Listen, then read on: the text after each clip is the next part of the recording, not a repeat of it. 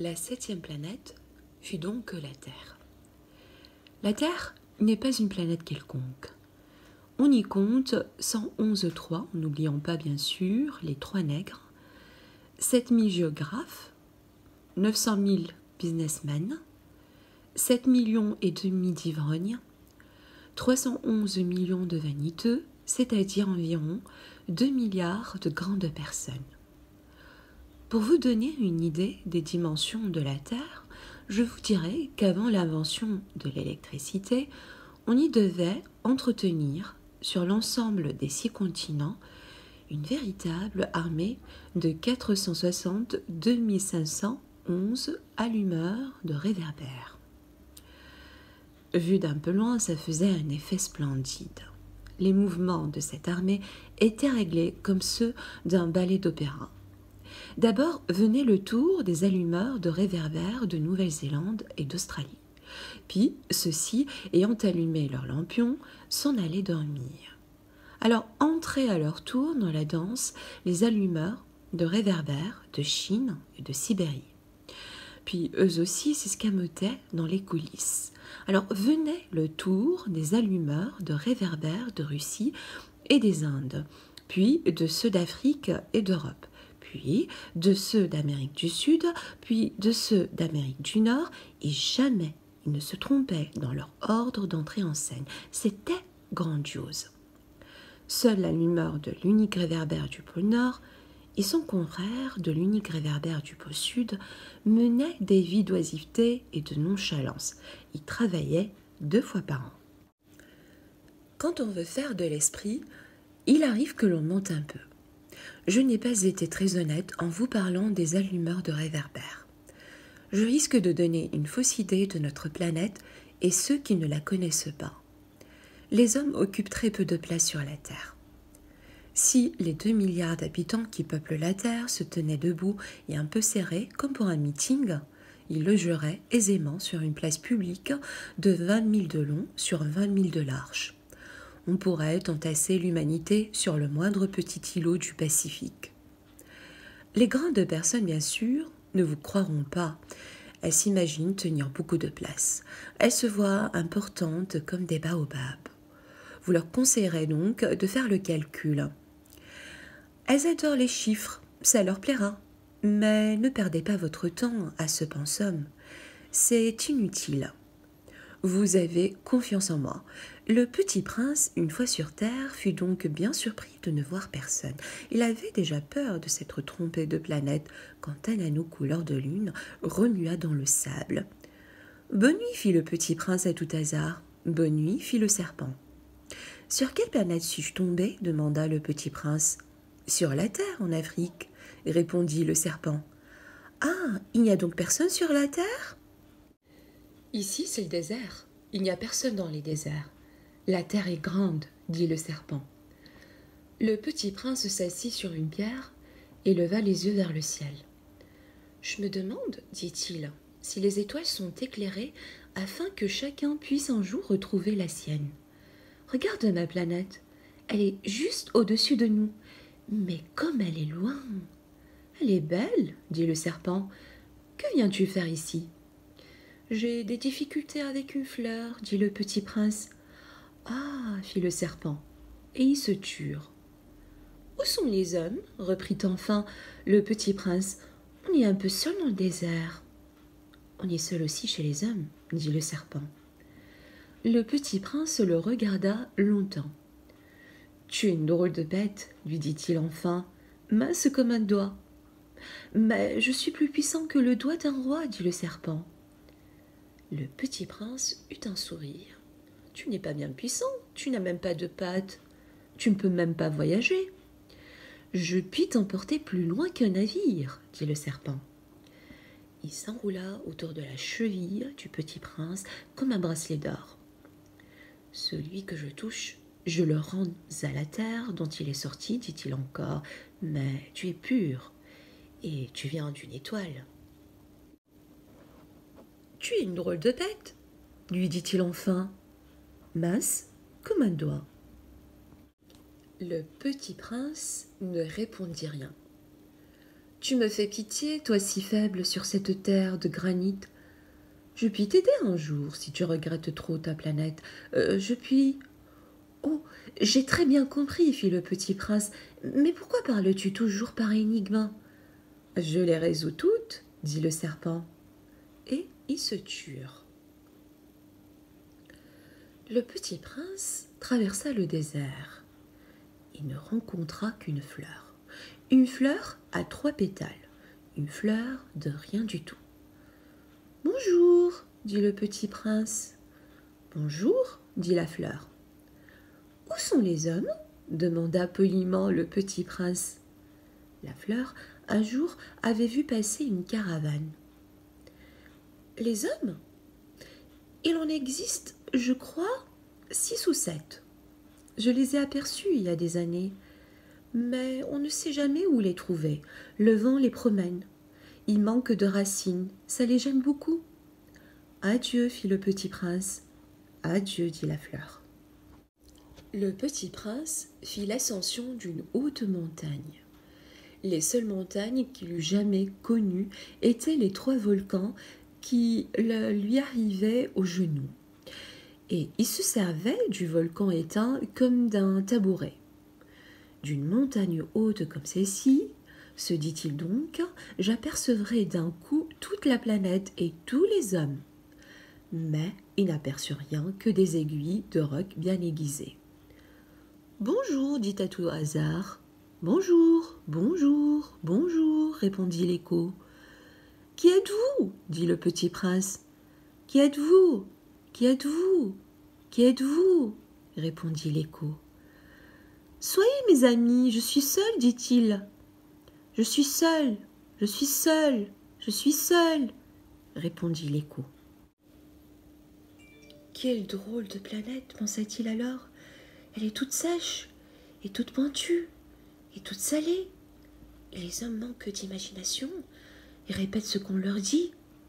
Chez moi, j'avais une fleur, elle parlait toujours la première. Mais il arriva que le petit prince, ayant longtemps marché à travers les sables, les rocs et les neiges, découvrit enfin une route. Et les routes vont toutes chez les hommes. « Bonjour, dit-il. » C'était un jardin fleuri de roses. « Bonjour, dirent les roses. » Le petit prince les regarda. Elles ressemblaient toutes à sa fleur. « Qui êtes-vous » leur demanda-t-il stupéfait. « Nous sommes des roses, dirent les roses. »« Ah » fit le petit prince. Il se sentit très malheureux. Sa fleur lui avait raconté qu'elle était seule de son espèce dans l'univers. Et voici qu'elle en était 5000, toutes semblables dans un seul jardin. Elle serait bien vexée, se dit-il, si elle voyait ça. Elle tousserait énormément et ferait semblant de mourir pour échapper au ridicule. Et je serais bien obligée de faire semblant de la soigner, car sinon, pour m'humilier moi aussi, elle se laisserait vraiment mourir. Puis, il se dit encore, « Je me croyais riche d'une fleur unique. Je ne possède qu'une rose ordinaire. Ça et mes 3 volcans qui m'arrivent aux genoux, et dont l'un peut-être est éteint pour toujours. Ça ne fait pas de moi un bien grand prince. » Et couché dans l'air, il pleura. C'est alors qu'apparut le renard. « Bonjour, dit le renard. « Bonjour, répondit poliment le petit prince, qui se retourna, mais ne vit rien. « Je suis là, dit la voix sous le pommier. « Qui es-tu » dit le petit prince. « Tu es bien joli. »« Je suis un renard, dit le renard. »« Viens jouer avec moi, lui proposa le petit prince. « Je suis tellement triste. »« Je ne puis pas jouer avec toi, dit le renard. Je ne suis pas apprivoisé. »« Ah, pardon, fit le petit prince. Mais après réflexion, il ajouta, « Qu'est-ce que signifie apprivoiser ?»« Tu n'es pas d'ici, dit le renard. Que cherches-tu ?»« Je cherche les hommes, dit le petit prince. Qu'est-ce que signifie apprivoiser ?»« Les hommes, dit le renard. Ils ont des fusils, ils chassent. C'est bien gênant. Ils élèvent aussi des poules. C'est leur seul intérêt. Tu cherches des poules? Non, dit le petit prince, je cherche des amis. Qu'est-ce que signifie apprivoiser? C'est une chose trop oubliée, dit le renard. Ça signifie créer des liens. Créer des liens? Bien sûr, dit le renard. Tu n'es encore pour moi qu'un petit garçon, tout semblable à 100 000 petits garçons. Et je n'ai pas besoin de toi. Et tu n'as pas besoin de moi non plus. Je ne suis pour toi qu'un renard semblable à 100 000 renards. Mais si tu m'apprivoises, nous aurons besoin l'un de l'autre. Tu seras pour moi unique au monde, je serai pour toi unique au monde. Je commence à comprendre, dit le petit prince. Il y a une fleur, je crois qu'elle m'a apprivoisé. C'est possible, dit le renard. On voit sur la terre toutes sortes de choses. Oh, ce n'est pas sur la terre, dit le petit prince. Le renard parut très intrigué. Sur une autre planète? Oui. Il y a des chasseurs sur cette planète-là? Non. Ça, c'est intéressant. Et des poules? Non. Rien n'est parfait, soupira le renard. Mais le renard revint à son idée. Ma vie est monotone. Je chasse les poules, les hommes me chassent, toutes les poules se ressemblent et tous les hommes se ressemblent. Je m'ennuie donc un peu, mais si tu m'apprivoises, ma vie sera comme ensoleillée. Je connaîtrai un bruit de pas qui sera différent de tous les autres. Les autres pas me font rentrer sous terre. Le tien m'appellera hors du terrier, comme une musique. Et puis regarde, tu vois là-bas les champs de blé? Je ne mange pas de pain. Le blé, pour moi, est inutile. Les champs de blé ne me rappellent rien. Et ça, c'est triste. Mais tu as des cheveux couleur d'or. Alors ce sera merveilleux quand tu m'auras apprivoisé. Le blé qui est doré me fera souvenir de toi. Et j'aimerais le bruit du vent dans le blé. Le renard se tut et regarda longtemps le petit prince. « S'il te plaît, apprivoise-moi, dit-il. « Je veux bien, répondit le petit prince, mais je n'ai pas beaucoup de temps. J'ai des amis à découvrir et beaucoup de choses à connaître. On ne connaît que les choses que l'on apprivoise, dit le renard. Les hommes n'ont plus le temps de rien connaître. Ils achètent des choses toutes faites chez les marchands. Mais comme il n'existe point de marchands d'amis, les hommes n'ont plus d'amis. Si tu veux un ami, apprivoise-moi. Que faut-il faire? Dit le petit prince. Il faut être très patient, répondit le renard. Tu t'assoiras d'abord un peu loin de moi, comme ça, dans l'herbe. Je te regarderai du coin de l'œil et tu ne diras rien.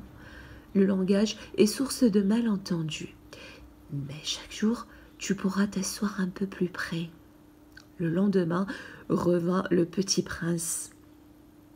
Il eût mieux valu revenir à la même heure, dit le renard. Si tu viens par exemple à 4 heures de l'après-midi, dès 3 heures, je commencerai d'être heureux. Plus l'heure avancera, plus je me sentirai heureux. À 4 heures déjà, je m'agiterai et m'inquiéterai. Je découvrirai le prix du bonheur. Mais si tu viens n'importe quand, je ne saurai jamais à quelle heure m'habiller le cœur. Il faut des rites. Qu'est-ce qu'un rite? Dit le petit prince. C'est aussi quelque chose de trop oublié, dit le renard. C'est ce qui fait qu'un jour est différent des autres jours, une heure des autres heures. Il y a un rite, par exemple, chez mes chasseurs. Ils dansent le jeudi avec les filles du village. Alors le jeudi est jour merveilleux. Je vais me promener jusqu'à la vigne. Si les chasseurs dansaient n'importe quand, les jours se ressembleraient tous et je n'aurais point de vacances. Ainsi, le petit prince apprivoisa le renard. Et quand l'heure du départ fut proche, « Ah, dit le renard, je pleurerai. »« C'est ta faute, dit le petit prince. Je ne te souhaitais point de mal, mais tu as voulu que je t'apprivoise. »« Bien sûr, dit le renard. »« Mais tu vas pleurer, dit le petit prince. »« Bien sûr, dit le renard. Alors tu n'y gagnes rien. » Si tu viens par exemple à 4 heures de l'après-midi, dès 3 heures, je commencerai d'être heureux. J'y gagne, dit le renard, à cause de la couleur du blé. Puis il ajouta, Va revoir les roses. Tu comprendras que la tienne est unique au monde. Tu reviendras me dire adieu, et je te ferai cadeau d'un secret. » Le petit prince s'enfuit revoir les roses. « Vous n'êtes pas du tout semblable à ma rose. Vous n'êtes rien encore, leur dit-il. Personne ne vous a apprivoisé, et vous n'avez apprivoisé personne. Vous êtes comme était mon renard. Ce n'était qu'un renard semblable à 100 000 autres. J'en ai fait mon ami, et il est maintenant unique au monde. » Et les roses étaient bien gênées. « Vous êtes belle, mais vous êtes vide, leur dit-il encore. On ne peut pas mourir pour vous. Bien sûr, ma rose à moi, un passant ordinaire, croirait qu'elle vous ressemble, mais à elle seule, elle est plus importante que vous toutes, puisque c'est elle que j'ai arrosée, puisque c'est elle que j'ai mis sous globe, puisque c'est elle que j'ai abritée par le paravent, puisque c'est elle dont j'ai tué les chenilles, sauf les 2 ou 3 pour les papillons, puisque c'est elle que j'ai écouté se plaindre, se vanter, ou même quelquefois se taire, puisque c'est ma rose. » Il revint vers le renard. « Adieu, dit-il. »« Adieu, dit le renard. Voici mon secret, il est très simple. On ne voit bien qu'avec le cœur. L'essentiel est invisible pour les yeux. » Et couché dans l'herbe, il pleura. « L'essentiel est invisible pour les yeux, » répéta le petit prince, afin de se souvenir. « C'est le temps que tu as perdu pour ta rose, qui fait ta rose si importante. »« C'est le temps que j'ai perdu pour ma rose, » fit le petit prince, afin de se souvenir. « Les hommes ont oublié cette vérité, dit le renard, mais tu ne dois pas l'oublier. Tu deviens responsable pour toujours de ce que tu as apprivoisé. Tu es responsable de ta rose. »« Je suis responsable de ma rose, » répéta le petit prince, afin de se souvenir. « Bonjour, dit le petit prince. »« Bonjour, dit l'aiguilleur. »« Que fais-tu ici ?» dit le petit prince. « Je trie les voyageurs par paquets de 1000, dit l'aiguilleur. J'expédie les trains qui les emportent, tantôt vers la droite, tantôt vers la gauche. » Et un rapide illuminé, grondant comme le tonnerre, fit trembler la cabine d'aiguillage. « Ils sont bien pressés, dit le petit prince. »« Que cherche-t-il » L'homme de la locomotive l'ignore lui-même, dit l'aiguilleur. Et gronda, en sens inverse, un second rapide illuminé. « Ils reviennent déjà ?» demanda le petit prince. « Ce ne sont pas les mêmes, dit l'aiguilleur, c'est un échange. Ils n'étaient pas contents là où ils étaient ? On n'est jamais content là où l'on est, dit l'aiguilleur. Et gronda le tonnerre d'un troisième rapide illuminé. « Ils poursuivent les premiers voyageurs ?» demanda le petit prince. « Ils ne poursuivent rien du tout, dit l'aiguilleur. Ils dorment là-dedans, ou bien ils bâillent.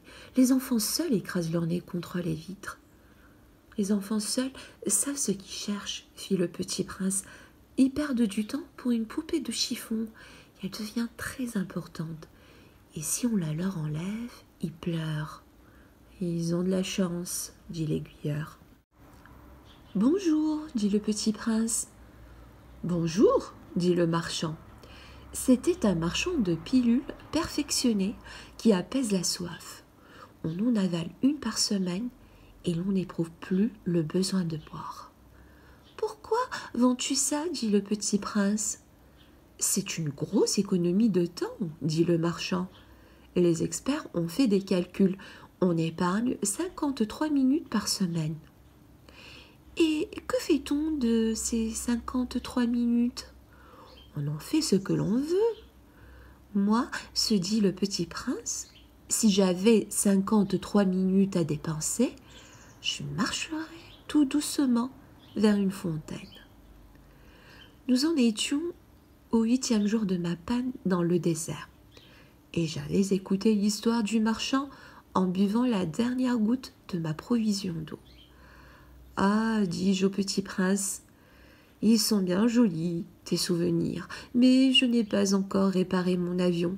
Je n'ai plus rien à boire, et je serais heureux moi aussi si je pouvais marcher tout doucement vers une fontaine. Mon ami le renard, me dit-il. Mon petit bonhomme, il ne s'agit plus du renard. Pourquoi? Parce qu'on va mourir de soif. Il ne comprit pas mon raisonnement. Il me répondit: et c'est bien d'avoir eu un ami, même si l'on va mourir. Moi, je suis bien content d'avoir eu un ami renard.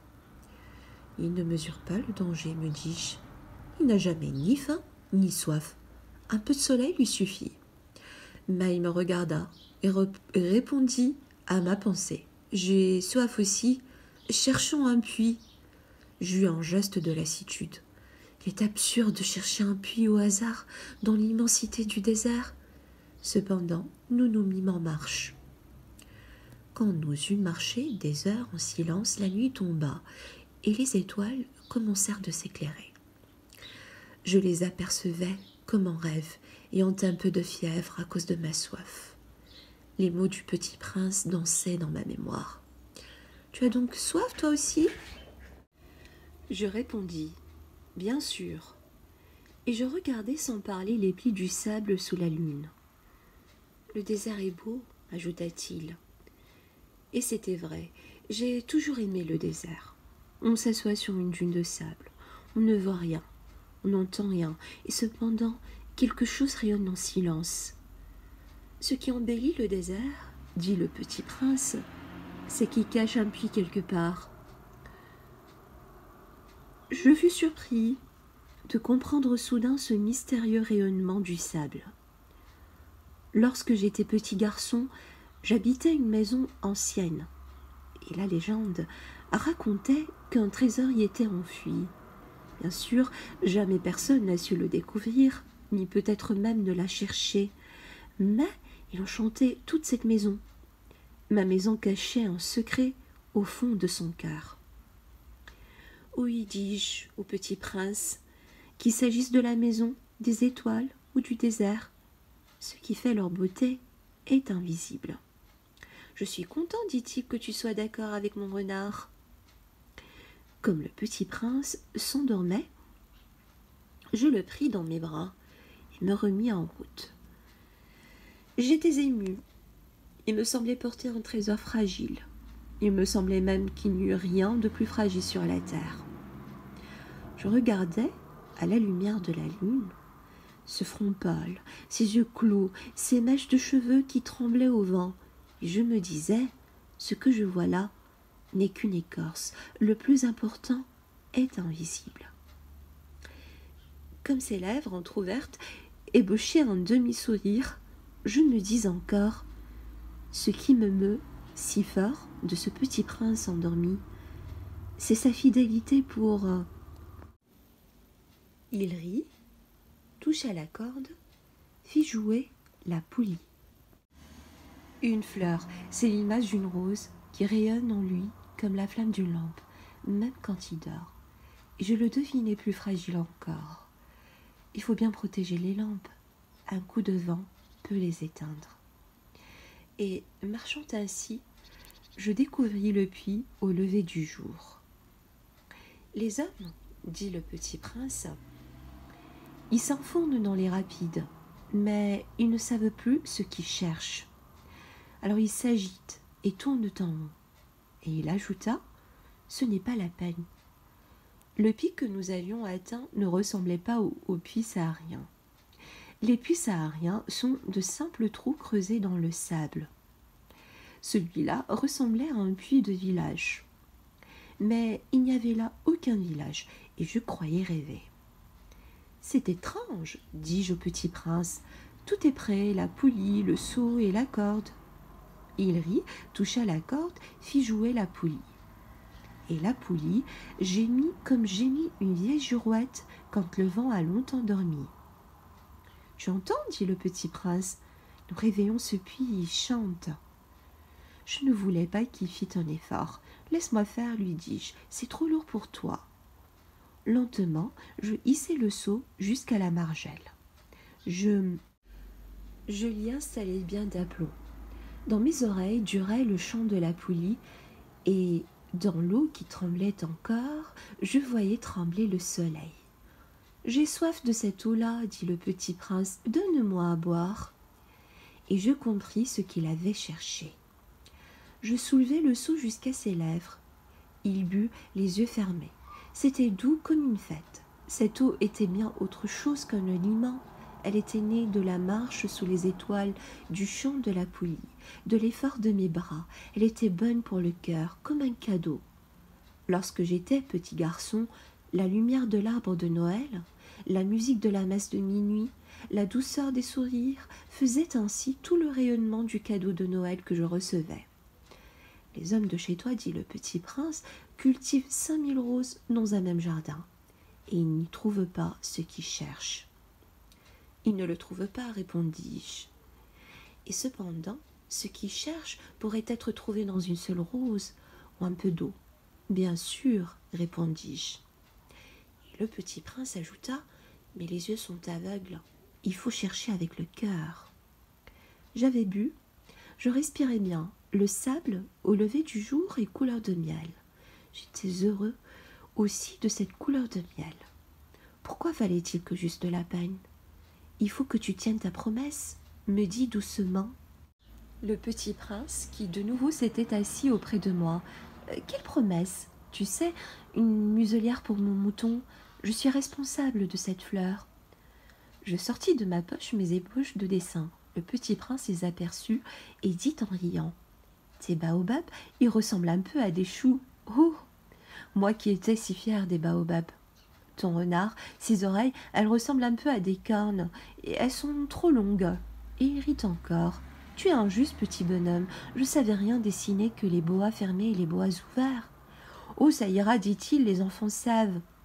Je crayonnai donc une muselière, et j'eus le cœur serré en la lui donnant. Tu as des projets que j'ignore. Mais il ne me répondit pas. Il me dit, tu sais, ma chute sur la terre, c'en sera demain l'anniversaire. Puis après un silence, il dit encore, j'étais tombé tout près d'ici. Et il rougit. Et de nouveau, sans comprendre pourquoi, j'éprouvai un chagrin bizarre. Cependant, une question me vint. Alors ce n'est pas par hasard que le matin où je t'ai connu, il y a 8 jours, tu te promenais comme ça, tout seul, à 1000 milles de toutes les régions habitées? Tu retournais vers le point de ta chute? Le petit prince rougit encore, et j'ajoutai en hésitant. À cause peut-être de l'anniversaire? Le petit prince rougit de nouveau. Il ne répondait jamais aux questions, mais quand on rougit, ça signifie oui, n'est-ce pas? Ah, lui dis-je, j'ai peur. Mais il me répondit, tu dois maintenant travailler, tu dois repartir vers ta machine. Je t'attends ici, reviens demain soir. Mais je n'étais pas rassurée. Je me souvenais du renard, on risque de pleurer un peu si l'on s'est laissé apprivoiser. Il y avait, à côté du puits, une ruine de vieux murs de pierre. Lorsque je revins de mon travail le lendemain soir, j'aperçus de loin mon petit prince assis là-haut, les jambes pendantes. Je l'entendis qui parlait. « Tu ne t'en souviens donc pas, disait-il. Ce n'est pas tout à fait ici ?» Une autre voix lui répondit sans doute, puisqu'il répliqua « Si, si, c'est bien le jour, mais ce n'est pas ici l'endroit. » Je poursuivis ma marche vers le mur. Je ne voyais ni n'entendais toujours personne. Pourtant, le petit prince répliqua de nouveau. « Bien sûr, tu verras où commence ma trace dans le sable. Tu n'as qu'à m'y attendre. J'y serai cette nuit. » J'étais à 20 mètres du mur et je ne voyais toujours rien. Le petit prince dit encore, après un silence. « Tu as du bon venin? Tu es sûr de ne pas me faire souffrir longtemps ?» Je fis halte, le cœur serré. Mais je ne comprenais toujours pas. « Maintenant va-t'en, dit-il, je veux redescendre. » Alors j'abaissai moi-même les yeux vers le pied du mur, et je fis un bond. Était là, dressé vers le petit prince, un de ces serpents jaunes qui vous exécutent en 30 secondes. Tout en fouillant ma poche pour en tirer mon revolver, je pris le pas de course. Mais au bruit que je fis, le serpent se laissa doucement couler dans le sable, comme un jet d'eau qui meurt. Et sans trop se presser, se faufila entre les pierres avec un léger bruit de métal. Je parvins au mur, juste à temps pour y recevoir dans les bras mon petit bonhomme de prince, pâle comme la neige. « Quelle est cette histoire-là ? Tu parles maintenant avec les serpents ?» J'avais défait son éternel cache-nez dehors, je lui avais mouillé les tempes et l'avais fait boire. Et maintenant, je n'osais plus rien lui demander. Il me regarda gravement et m'entoura le cou de ses bras. Je sentais battre son cœur comme celui d'un oiseau qui meurt. Quand on l'a tiré à la carabine, il me dit « Je suis content que tu aies trouvé ce qui... » « Maintenant, va-t'en, dit-il. Je veux redescendre. Manquer à ta machine. Tu vas pouvoir rentrer chez toi. Comment sais-tu ? Je venais justement lui annoncer que, contre toute espérance, j'avais réussi mon travail. Il ne répondit rien à ma question, mais il ajouta « Moi aussi aujourd'hui je rentre chez moi. » Puis, mélancolique, « C'est bien plus loin, c'est bien plus difficile. » Je sentais bien qu'il se passait quelque chose d'extraordinaire. Je le serrais dans les bras comme un petit enfant. Et cependant, il me semblait qu'il coulait verticalement dans un abîme sans que je puisse rien pour le retenir. Il avait le regard sérieux, perdu très loin. « J'ai ton mouton, et j'ai la caisse pour le mouton, et j'ai la muselière. » Et il sourit avec mélancolie. J'attendis longtemps. Je sentais qu'il se réchauffait peu à peu. « Petit bonhomme, tu as eu peur ?» Il avait eu peur, bien sûr, mais il rit doucement. « J'aurais bien plus peur ce soir. » De nouveau, je me sentis glacée par le sentiment de l'irréparable. Je compris que je ne supportais pas l'idée de ne plus jamais entendre ce rire. C'était pour moi comme une fontaine dans le désert. « Petit bonhomme, je veux encore t'entendre rire. » Mais il me dit, « Cette nuit, ça fera 1 an. Mon étoile se trouvera juste au-dessus de l'endroit où je suis tombée l'année dernière. » Petit bonhomme, n'est-ce pas que c'est un mauvais rêve, cette histoire de serpent, de rendez-vous et d'étoiles ? Mais il ne répondit pas à ma question. Il me dit, « Ce qui est important, ça ne se voit pas. » Bien sûr, c'est comme pour la fleur. Si tu aimes une fleur qui se trouve dans une étoile, c'est doux la nuit de regarder le ciel. Toutes les étoiles sont fleuries. Bien sûr. C'est comme pour l'eau. Celle que tu m'as donnée à boire était comme une musique à cause de la poulie, de la corde. Tu te rappelles ? Elle était bonne. Bien sûr. Tu regarderas la nuit les étoiles. C'est trop petit chez moi pour que je te montre où se trouve la mienne. C'est mieux comme ça. Mon étoile, ça sera pour toi une des étoiles. Alors toutes les étoiles, tu aimeras les regarder. Elles seront toutes tes amies. Et puis, je vais te faire un cadeau. Il rit encore. Ah, petit bonhomme, j'aime entendre ce rire. Justement, ce sera mon cadeau. Ce sera comme pour l'eau. Que veux-tu dire ? Les gens ont des étoiles qui ne sont pas les mêmes. Pour les uns qui voyagent, les étoiles sont des guides. Pour d'autres, elles ne sont rien que de petites lumières. Pour d'autres, qui sont savants, elles sont des problèmes. Pour mon businessman, elles étaient de l'or. Mais toutes ces étoiles-là se taisent. Toi, tu auras des étoiles comme personne n'en a. Que veux-tu dire ? Quand tu regarderas le ciel la nuit, puisque j'habiterai dans l'une d'elles, puisque je rirai dans l'une d'elles, alors ce sera pour toi comme si riaient toutes les étoiles. Tu auras, toi, des étoiles qui savent rire. Et il rit encore. Et quand tu seras consolé, on se console toujours, tu seras content de m'avoir connu. Tu seras toujours mon ami, tu auras envie de rire avec moi, et tu ouvriras parfois ta fenêtre comme ça, pour le plaisir, et tes amis seront bien étonnés de te voir rire en regardant le ciel. Alors tu leur diras, oui, les étoiles, ça me fait toujours rire, et ils te croiront fou. Je t'aurai joué un bien vilain tour. Et il rit encore. Ce sera comme si je t'avais donné, au lieu d'étoiles, des tas de petits grelots qui savent rire. Et il rit encore, puis il redevient sérieux. Cette nuit, tu sais, ne viens pas. je ne te quitterai pas.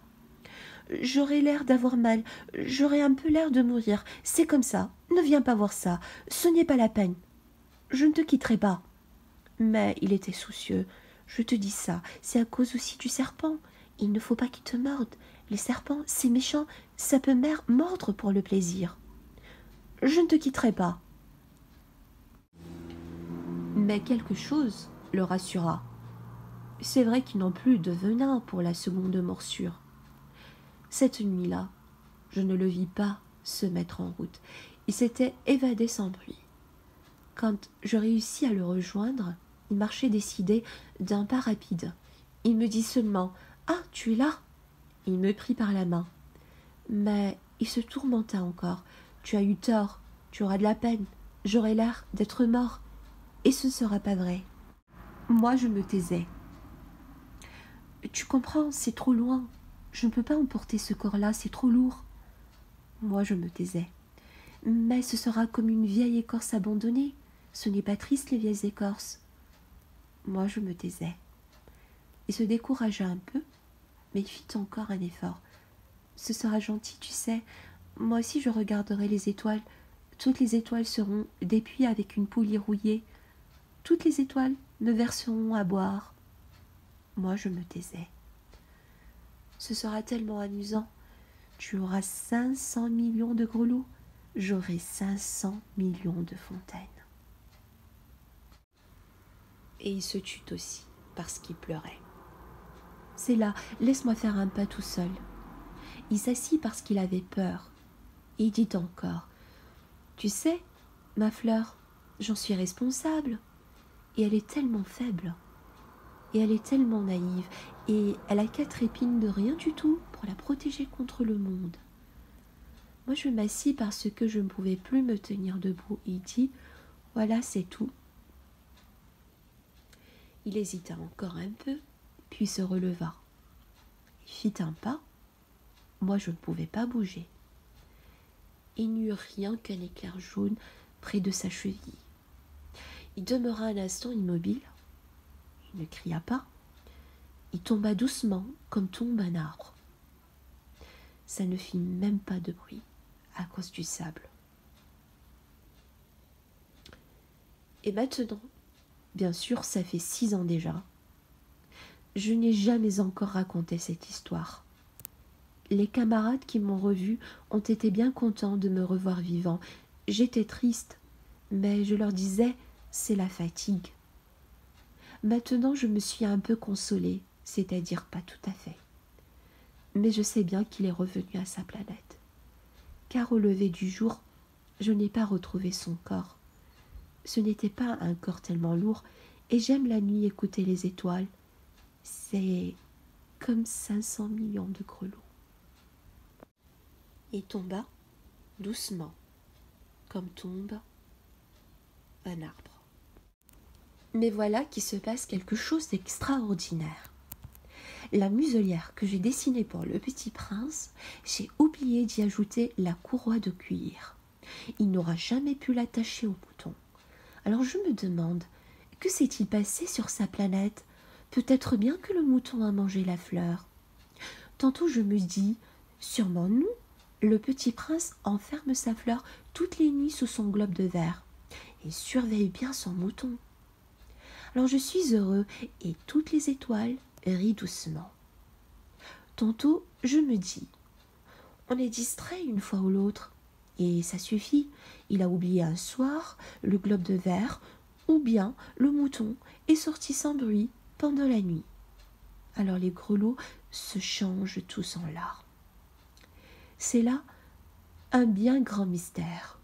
Pour vous qui aimez aussi le petit prince, comme pour moi, rien de l'univers n'est semblable si quelque part, on ne sait où, un mouton que nous ne connaissons pas a oui ou non mangé une rose. Regardez le ciel, demandez-vous, le mouton, oui ou non, a-t-il mangé la fleur? Et vous verrez comme tout change. Et aucune grande personne ne comprendra jamais que ça a tellement d'importance. Ça, c'est pour moi le plus beau et le plus triste paysage du monde. C'est le même paysage que celui de la page précédente, mais je l'ai dessiné une fois encore pour bien vous le montrer. C'est ici que le petit prince a apparu sur terre, puis disparu. Regardez attentivement ce paysage avant d'être sûr de le reconnaître. Si vous voyagez un jour en Afrique dans le désert, et s'il vous arrive de passer par là, je vous en supplie, ne vous pressez pas, attendez un peu juste sous l'étoile. Si alors un enfant vient à vous, s'il rit, s'il a des cheveux d'or, s'il ne répond pas quand on l'interroge, vous devinerez bien qui il est. Alors soyez gentil, ne me laissez pas tellement triste. Écrivez-moi vite qu'il est revenu.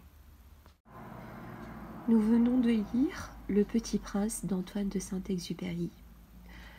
Quelle belle histoire, et comme elle est bouleversante.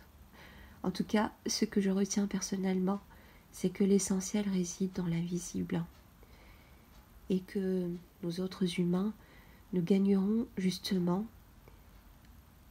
à accorder plus d'importance aux choses invisibles.